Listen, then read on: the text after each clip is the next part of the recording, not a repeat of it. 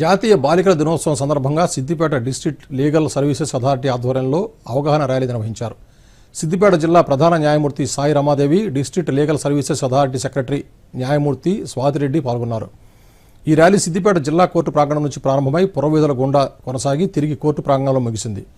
ఈ ర్యాలీని జిల్లా ప్రధాన న్యాయమూర్తి సాయి రమాదేవి, న్యాయమూర్తి స్వాతిరెడ్డి జెండా ఊపి ప్రారంభించారు. ఈ సందర్భంగా చట్టాలపై వారికి అవగాహన కల్పించారు. బాలికలను శారీరకంగా, మానసికంగా హింసకు గురిచేసిన వారిని శిక్షించేందుకు పటిష్టమైన చట్టాలు అమల్లో ఉన్నాయన్నారు. జాతీయ బాలికల దినోత్సవం జరుపుకుంటున్నాము. చైల్డ్ మ్యారేజెస్ యాక్ట్ కానివ్వండి, termination act, all these acts are being implemented by the government and our legal services authority. Strict గా ఇంప్లిమెంటేషన్ ఉంది కాబట్టి ఈ రోజు మనము, ఇప్పుడు నేను కూడా ఒక జడ్జి అయ్యాను అని అంటే మరి నాతో పాటు మా ఆఫీసర్స్ అంతా కూడా లేడీసే.